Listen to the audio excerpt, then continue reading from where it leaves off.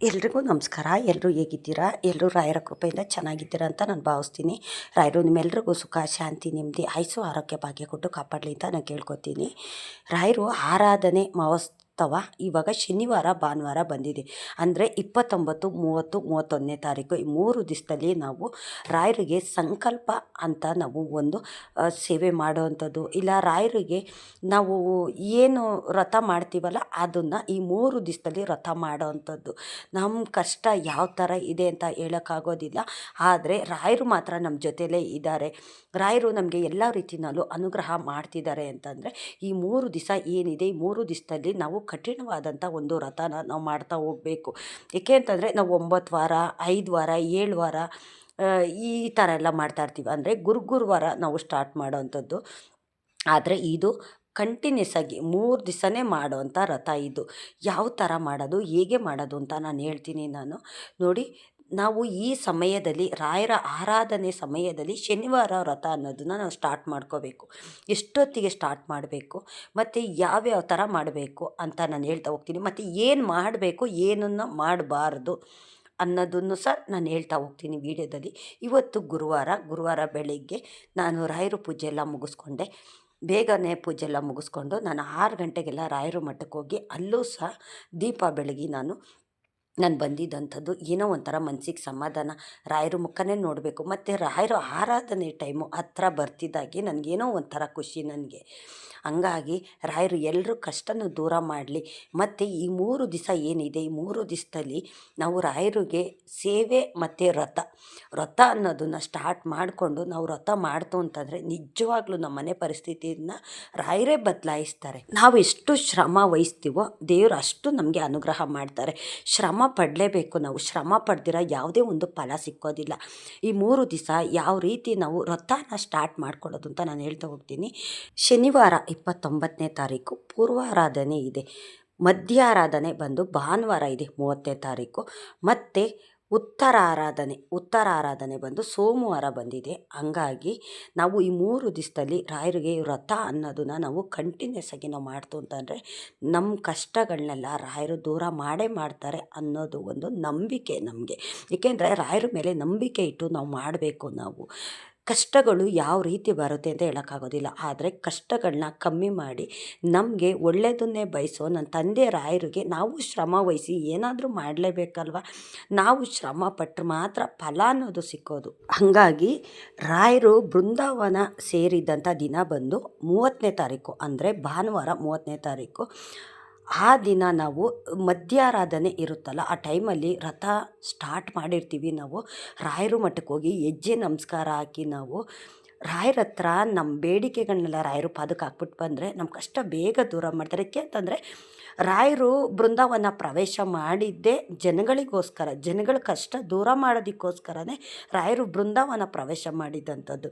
ಆ ಬೃಂದಾವನ ಪ್ರವೇಶ ಮಾಡೋವಂಥ ಸಮಯದಲ್ಲಿ ನಮ್ಮ ಕಷ್ಟಗಳನ್ನೆಲ್ಲ ಹೇಳ್ಕೊಂಡು ಈ 3 ದಿನ ಏನಿದೆ, ಶನಿವಾರ, ಭಾನುವಾರ, ಸೋಮವಾರ ತುಂಬ ವಿಶೇಷವಾದಂಥ ವಾರ. ಈ 3 ದಿನದ ಅನುಷ್ಠಾನ ನಾವು ವ್ರತ ಅನ್ನೋದನ್ನು ನಾವು ಸ್ಟಾರ್ಟ್ ಮಾಡಿಕೊಂಡು ನಾವು 3 ದಿನದಲ್ಲೇ ಮುಗಿಸೋವಂಥದ್ದು. ಈಗ ರಾಯರು ಇಚ್ಛೆ ಪಟ್ಟಿದ್ದೇನು ಅಂತಂದರೆ ರಾಯರು ಬೃಂದಾವನ ಪ್ರವೇಶ ಮಾಡೋದಕ್ಕೆ ಕಾರಣವೇ ಜನಗಳಿಗೂ ಒಳ್ಳೆಯದಾಗಲಿ, ಜನ ಏನು ಕಷ್ಟ ಅಂತ ಬೇಡಿ ಬರ್ತಾರೋ ಅವ್ರ ಕಷ್ಟನೆಲ್ಲ ದೂರ ಮಾಡಬೇಕು ಅಂತಲೇ ರಾಯರು ಬೃಂದಾವನ ಪ್ರವೇಶ ಮಾಡಿದ್ದಂಥದ್ದು. ಆ ದಿವಸದಲ್ಲಿ ನಾವು ರಾಯರಿಗೆ ಭಕ್ತಿಯಿಂದ ನಾವು ಈ 3 ದಿವಸದ ಸಂಕಲ್ಪ ಪೂಜೆ ನಾವು ಮಾಡ್ತು ಅಂತಂದರೆ ನಿಜವಾಗ್ಲೂ ಒಳ್ಳೆಯದಾಗುತ್ತೆ. ಮನೆಯಲ್ಲಿ ಯಾವ ರೀತಿ ಮಾಡೋದು ಅಂತ ನಾನು ಹೇಳ್ತೀನಿ. ಶನಿವಾರ ನೀವು ಶುರು ಮಾಡಬೇಕು ಅಂತಂದರೆ ಹಿಂದಿನ ದಿವಸನೇ ಫುಲ್ಲು ಮನೆಯನ್ನೆಲ್ಲ ಡೀಪಾಗಿ ಕ್ಲೀನ್ ಮಾಡ್ಕೊಳ್ಳಿ. ಅಂದರೆ ಮೈಲಿಗೆ ಬಟ್ಟೆ ಇರಬಾರ್ದು. ಮಡಿ ಬಟ್ಟೆ ಎಲ್ಲ ಹಾಕ್ಕೊಂಡು ನೀವು 3 ದಿವಸ ಏನು ನೀವು ವ್ರತ ಮಾಡೋದಕ್ಕೆ ಬಟ್ಟೆ ನೀವು ಧರಿಸ್ತೀರ, ಆದಷ್ಟು ಕಪ್ಪು ಬಟ್ಟೆ ಧರಿಸೋದು ಕಮ್ಮಿ ಮಾಡಿ. ಕಪ್ಪು ಬಟ್ಟೆ ಹಾಕ್ಕೊಂಡು ಪೂಜೆ ಮಾಡಬೇಡಿ. ರಾಯರ ಪೂಜೆ ಅಂತಲ್ಲ, ಯಾವ ದೇವಸ್ಥಾನಗಳಿಗೂ ಅಷ್ಟೇ ಕಪ್ಪು ಬಟ್ಟೆ ಹಾಕಬೇಡಿ. ಬೇರೆ ಬಟ್ಟೆ ಹಾಕಿ, ಎಲ್ಲೋ ಬಟ್ಟೆ ಹಾಕಿ, ಇಲ್ಲ ಕೆಂಪು ಬಟ್ಟೆ ಹಾಕಿ ಈ 3 ದಿವಸ. ನಂತರ ನೀವು ನಿಮ್ಗೆ ಇಷ್ಟಪಟ್ಟಿದ್ದು ನೀವು ಹಾಕ್ಕೊಳ್ಳಿ ನೀವು. ಮತ್ತು ರಾಯರಿಗೆ ಏನು ಬೇಕು ಸೇವೆ ಮಾಡೋದಕ್ಕೆ ಅಂತಂದರೆ ರಾಯರ ಫೋಟೋ ಬೇಕು, ಮತ್ತು ತುಳಸಿ ಬೇಕು, ತುಪ್ಪ ಬೇಕು, ಇಷ್ಟೆಲ್ಲ ಬೇಕು. ನೀವು ಆದಷ್ಟು ಈ 3 ದಿನ ಏನಿದೆ ರಾಯರು ಆರಾಧನೆ ಸಮಯದಲ್ಲಿ 3 ದಿವಸನೂ ಆದಷ್ಟು ಬ್ರಾಹ್ಮಿ ಮುಹೂರ್ತದಲ್ಲೇ ಮಾಡೋವಂಥ ಪ್ರಯತ್ನ ಮಾಡಿ. ಏಕೆ ಅಂತಂದರೆ ಬ್ರಾಹ್ಮಿ ಮುಹೂರ್ತದಲ್ಲಿ ಮಾಡಿದ್ರೆ ತುಂಬ ಒಳ್ಳೆಯದಾಗುತ್ತೆ. 3 ದಿವಸ ನಾನ್ ವೆಜ್ಜು ತಿನ್ನೋ ಹಾಗಿಲ್ಲ, ಮನೆಯಲ್ಲೂ ಅಷ್ಟೇ ಮಾಡೋ ಹಾಗಿಲ್ಲ. ಮತ್ತು ಈ 3 ದಿವಸ ಬ್ರಹ್ಮಚಾರಿತ್ವನ ಪಾಲಿಸ್ಬೇಕು. ಹೆಣ್ಮಕ್ಳಾದರೂ ಈ ವ್ರತ ಮಾಡ್ಬೋದು, ಗಂಡು ಮಕ್ಕಳಾದರೂ ಮಾಡ್ಬೋದು. ಆದರೆ ನಾನ್ ವೆಜ್ಜು ಮನೆಯಲ್ಲೂ ಮಾಡೋ ಹಾಗಿಲ್ಲ, ತಿನ್ನೋ ಹಾಗೂ ಇಲ್ಲ. ಮತ್ತು ಮದುವೆ ಆಗಿರೋಂಥವ್ರು ಮಾಡೋರಾದರೆ ಬ್ರಹ್ಮಚಾರಿತ್ವನ ಪಾಲಿಸ್ಬೇಕು. ಮತ್ತು ಹಾಸಿಗೆ ಮೇಲೆಲ್ಲ ಮಲಗೋದಿಕ್ಕೆ ಹೋಗಬೇಡಿ.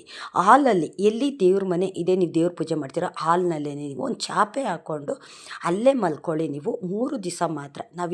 ನಾವು ಕಠಿಣವಾದಂಥ ವ್ರತ ಮಾಡ್ತೀವೋ ರಾಯರು ನಮ್ಗೆ ಅಷ್ಟು ಬೇಗ ಅನುಗ್ರಹ ಮಾಡ್ತಾರೆ. ನೋಡಿ, 3 ದಿನ ತುಂಬ ವಿಶೇಷವಾದಂಥ ದಿನ. 3 ದಿವಸದ ರಾಯರಿಗೆ ಸಂಕಲ್ಪ ಪೂಜೆ ಅಂತ ನೀವು ಮಾಡಿ. ಮನೆಯಲ್ಲೂ ಆದಷ್ಟು ನೀವು ಬ್ರಾಹ್ಮಿ ಮುಹೂರ್ತದಲ್ಲೇ ಪೂಜೆ ಮಾಡಿ ಈ 3 ದಿನ ಮಾತ್ರ. ನಂತರ ನೀವು ಮನೆಯಲ್ಲಿ ಪೂಜೆ ಮಾಡಿದ ನಂತರ ನೀವು ರಾಯರು ಮಠಕ್ಕೆ ಹೋಗಿ ಅಲ್ಲಿ ಹೆಜ್ಜೆ ನಮಸ್ಕಾರ ಹಾಕ್ಬಿಟ್ಟು ರಾಯರ ಹತ್ರ ನಿಮ್ಮ ಕಷ್ಟನೆಲ್ಲ ನೀವು ಹೇಳೋದೇ ಬೇಡ. ನಿಮ್ಮ ಕಷ್ಟನೆಲ್ಲ ರಾಯರೇ ನೋಡ್ತಿರ್ತಾರೆ. ಎಲ್ಲಿ ನೀವು ರಾಯರಿಗೆ ಸಂಕಲ್ಪ ಪೂಜೆನ ನೀವು ಸ್ಟಾರ್ಟ್ ಮಾಡ್ಕೋತಿರೋ ಈ 3 ದಿನದಲ್ಲಿ ನಿಮ್ಮ ಕಷ್ಟನೆಲ್ಲ ರಾಯರಿಗೆ ಗೊತ್ತಿರುತ್ತೆ.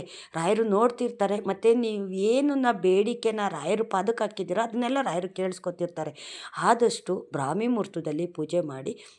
ಮತ್ತು ರಾಯರಿಗೆ 3 ದಿನವೂ ನೈವೇದ್ಯನ ನೀವು ಮನೆಯಲ್ಲಿ ಏನಾದರೂ ಸಿಹಿ ಮಾಡಿಯೇ ನೀವು ಇಡಿ.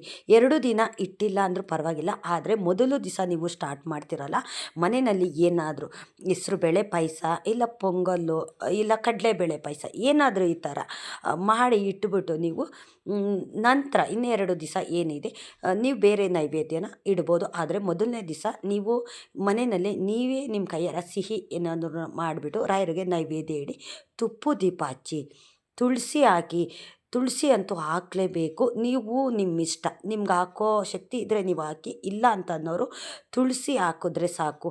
ನಿಮಗೆ ಸಾಧ್ಯವಾದರೆ ಮಲ್ಲಿಗೆ ಹೂವು, ನಿಮಗೆ ಜಾಸ್ತಿ ದುಡ್ಡಾಗುತ್ತೆ ತಂದು ಹಾಕಕ್ಕೆ ಹೋಗೋದಿಲ್ಲ ಅಂತಂದವರು ಒಂದಾದರೂ ಸರಿ ಸಿಕ್ಕಿದ್ರೂ ಪರವಾಗಿಲ್ಲ, ರಾಯರು ಪಾದಕ್ಕೆ ಧರಿಸಿ. ತುಳಸಿ ನೇಗೆ ಧರಿಸ್ತಿರೋ ಮಲ್ಲಿಗೆ ಹೂವು ಅಂತಂದರೆ ರಾಯರಿಗೆ ತುಂಬಾ ಇಷ್ಟ. ಸಿಕ್ಕಿದ್ರೆ ಸಾಧ್ಯವಾದರೆ ಒಂದನ್ನಾದರೂ ತಂದಿಡಿ. ಇಲ್ಲ ಅಂತಂದರೆ ತುಳಸಿ ಮಾತ್ರ ಕಂಪಲ್ಸರಿ ಹಾಕಿ ನೀವು. ಮತ್ತು ತುಪ್ಪದ ದೀಪ ಹಚ್ಚಿ. ಈ 3 ದಿನ ಏನಿದೆ 3 ದಿವಸನೂ ತುಪ್ಪದ ದೀಪನೇ ಹಚ್ಚೋಂಥ ಪ್ರಯತ್ನ ಮಾಡಿ. ಏಕೆಂತಂದರೆ ಈ 3 ದಿವಸ ರಾಯರಿಗೆ ವಿಶೇಷವಾದಂಥ ದಿನ. ಹಂಗಾಗಿ ಮನೆಯಲ್ಲೂ ಅಷ್ಟೇ ಕೆಲವರು ಹಬ್ಬದ ಥರ ಪೂಜೆ ಮಾಡ್ತಾರೆ. ಮತ್ತು ರಾಯರು ಮಠದಲ್ಲಂತೂ ಕಾಲಿಡೋದಕ್ಕೂ ಸಾಧ್ಯವಾಗೋದಿಲ್ಲ. ಆದಷ್ಟು ನೀವು ರಾಯರು ಮಠಕ್ಕೆ ಹೋಗಿ ಹೆಜ್ಜೆ ನಮಸ್ಕಾರ ಹಾಕ್ಕೊಂಡು ಬನ್ನಿ. ರಾಯರು ವ್ರತ ಮಾಡೋ ಅಂಥವ್ರು ಮಾಡದೇ ಇರೋರಂಥವ್ರು ಅಷ್ಟೇ ಆ ದಿವಸ 3 ದಿವಸ ಏನಿದೆ ರಾಯರು ಮಠಕ್ಕೆ ಹೋಗಿ ನಾವು ಒಂದು ಪೂಜೆ ಸೇವೆ ಸಲ್ಲಿಸ್ತು ಅಂತಂದರೆ ಎಂಥವ್ರಿಗೂ ಅಷ್ಟೇ ರಾಯರು ಒಲಿದು ಬಿಡ್ತಾರೆ. ಈಗ ಯಾರು ಆರಾಧನೆ ಟೈಮಲ್ಲಿ ರಾಯರು ಮಠಕ್ಕೆ ಹೋಗಿ ಹೆಜ್ಜೆ ನಮಸ್ಕಾರ ಹಾಕಿ ಬರ್ತಾರೋ ರಾಯರು ಅವ್ರ ಜೊತೆಲೇ ಅವ್ರ ಮನೆಗೆ ಬಂದುಬಿಡ್ತಾರಂತೆ. ಇದು ಏಕೆ ಅಂತಂದರೆ ರಾಯರು ಕೊಟ್ಟಿರೋ ಮಾತು. ಯಾರು ಬಂದು ನನ್ನ ಬೃಂದಾವನಕ್ಕೆ ಹೆಜ್ಜೆ ನಮಸ್ಕಾರ ಹಾಕಿ ಯಾರು ಅವ್ರ ಕಷ್ಟನೆಲ್ಲ ನನ್ನ ಪಾದಕ್ಕೆ ಹಾಕಿ ಹೋಗ್ತಾರೋ ನಾನು ಅವ್ರ ಜೊತೆಲೇ ನಾನು ಹೋಗ್ತೀನಿ, ಅವ್ರಿಗೆ ಅನುಗ್ರಹ ನಾನು ಮಾಡ್ತೀನಿ ಅಂತ ರಾಯರು ಹೇಳ್ತಾರೆ. ಹಂಗಾಗಿ ನೀವು 3 ದಿವಸದಲ್ಲಿ ಹೋಗೋಕ್ಕಾಗಿಲ್ಲ ಅಂದ್ರೆ ಪರವಾಗಿಲ್ಲ, 1 ದಿವಸನಾದರೂ ಅಂದರೆ 3 ದಿವಸದಲ್ಲಿ 1 ದಿವಸನಾದರೂ ನೀವು ಹೋಗಿದ್ದು ಬನ್ನಿ. ವ್ರತ ಮಾಡೋ ಅಂಥವ್ರಾದರೂ ಹೋಗ್ಬೋದು, ಮಾಡದೇ ಇರೋರು ಸಹ ಹೋಗಬೇಕು. ಪ್ರತಿಯೊಬ್ಬರು ಹೋಗುವಂಥದ್ದು. ಇನ್ನು ರಾಯರಿಗೆ ವ್ರತ ಮಾಡ್ತಿರ್ತೀರಲ್ಲ, ನೀವು 3 ದಿವಸ ಸಾಧ್ಯವಾದರೆ ಹೋಗಿ, ಇಲ್ಲ 1 ದಿವಸ ಹೋಗಿ. ಆದಷ್ಟು ಈ 3 ದಿನ ಮನೆಯಲ್ಲಿ ನಾನ್ ವೆಜ್ಜು ಮಾಡೋದಕ್ಕೆ ಹೋಗಬೇಡಿ. ಮತ್ತು ಬ್ರಹ್ಮಚಾರಿತ್ವನ ಪಾಲಿಸ್ಬೇಕಾಗುತ್ತೆ. ಮತ್ತು ಹೊರಗಡೆ ಊಟ ತಿಂಡಿ ಕಾಫಿ ಟೀ ಏನೂ ಅಷ್ಟೇ ಕುಡಿಯೋದಕ್ಕೆ ಹೋಗಬಾರ್ದು. ಈ 3 ದಿನ ಏನು ನೀವು ಸಂಕಲ್ಪ ಪೂಜೆ ನೀವು ಸ್ಟಾರ್ಟ್ ಮಾಡಿರ್ತೀರಲ್ಲ ಅಂಥವ್ರು ಹೊರಗಡೆ ಊಟ ಆಗಲಿ ಕಾಫಿ ಟೀ ಯಾವುದೂ ಅಷ್ಟೇ ತೊಗೊಳೋದಕ್ಕೆ ಹೋಗಬೇಡಿ. ಮತ್ತು ನೀವು ಇನ್ನೊಂದು ಏನಪ್ಪ ಅಂತಂದರೆ ಈರುಳ್ಳಿ ಬೆಳ್ಳುಳ್ಳಿ ಮನೆಯಲ್ಲಿ ಬಳಸೋದಕ್ಕೆ ಹೋಗಬೇಡಿ. ನೀವು ಸಪ್ರೇಟ್ ಅಡುಗೆ ಮಾಡ್ಕೋತೀರಾ, ವ್ರತ ಮಾಡೋಂಥ ನೀವು ಮಾಡ್ಕೊಳ್ಳಿ. ಮನೆ ಜನಕ್ಕೆಲ್ಲ ಅದು ಅಡ್ಜಸ್ಟ್ ಆಗಿಬಿಟ್ಟಿರುತ್ತೆ ಅಂತನಾರಾಯಿತು ಅಂತಾರೆ. ನೀವೊಬ್ಬರು ಮಾತ್ರ ಈ 3 ದಿನ ಸಪ್ರೇಟ್ ಈರುಳ್ಳಿ ಬೆಳ್ಳುಳ್ಳಿ ಇಲ್ದಿರೋಂಥ ಊಟ ಮಾಡಿ.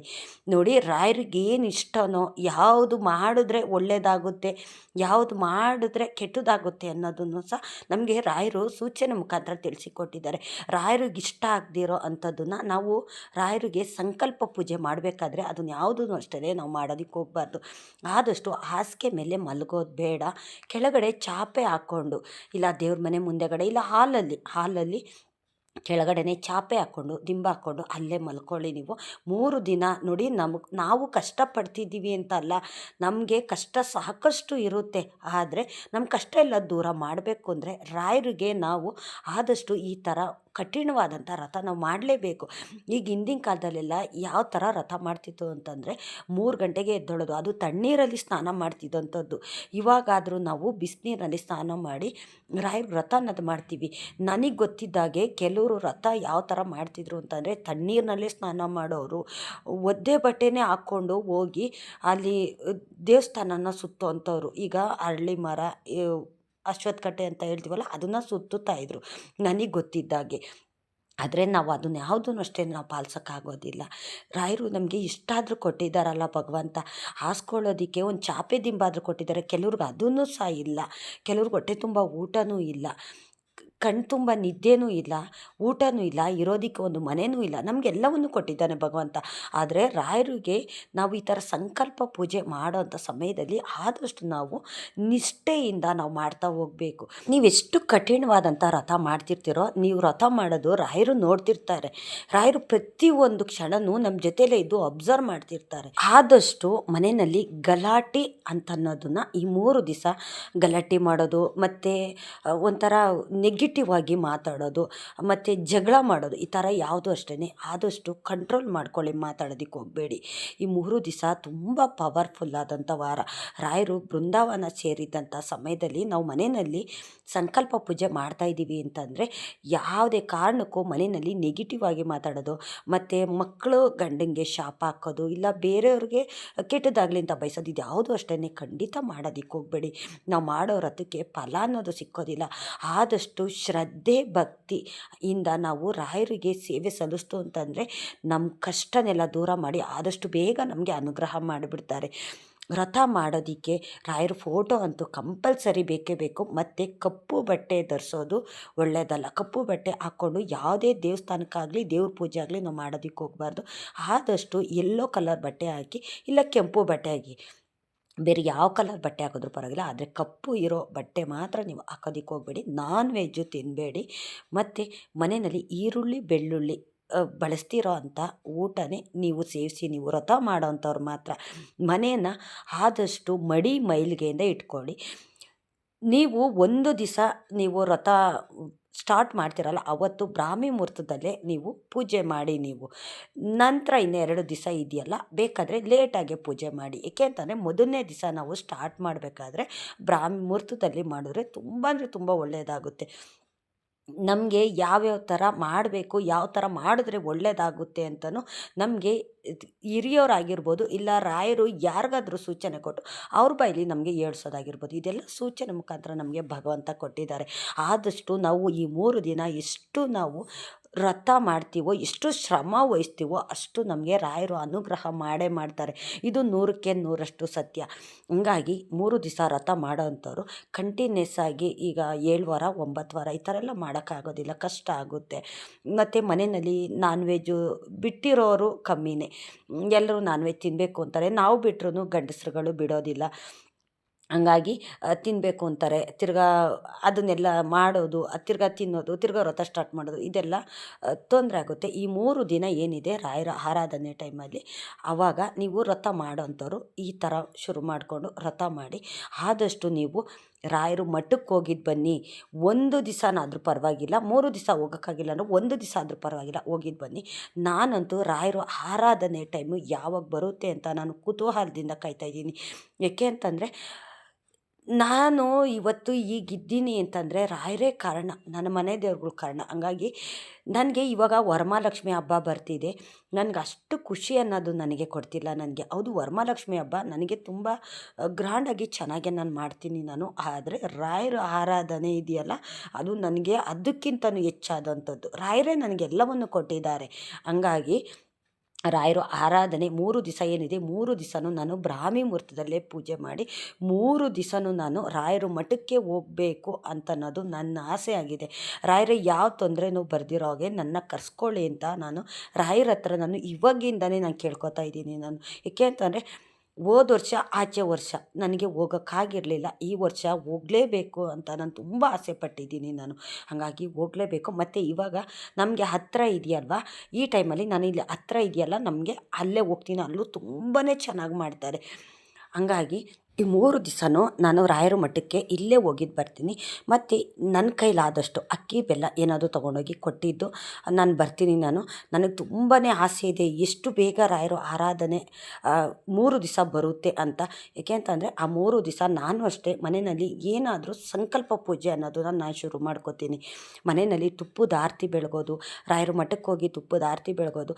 3 ದಿವಸ ನನ್ನ ಕೈಯಾರೆ ನಾನೇ ರಾಯರಿಗೆ ಏನಾದರೂ ಸ್ವೀಟ್ ನೈವೇದ್ಯ ಮಾಡಿ ಇಡಬೇಕು ಅನ್ನೋದು ನನ್ನ ಆಸೆ ಆಗಿದೆ. ರಾಯರ ಆರಾಧನೆ ಸಮಯದಲ್ಲಿ ಯಾವ ತೊಂದರೆನೂ ಬರ್ದಿರೋ ಹಾಗೆ ನೀನು ಜೊತೆಯಲ್ಲಿರು ಭಗವಂತ, ಈ ವರ್ಷ ನೀನು ಮಠಕ್ಕೆ ಬರೋ ಥರ ನನಗೆ ಅನುಗ್ರಹ ಮಾಡು ಅಂತ ನಾನು ರಾಯರ ಹತ್ರ ನಾನು ಕೇಳ್ಕೊತಾ ಇದ್ದೀನಿ.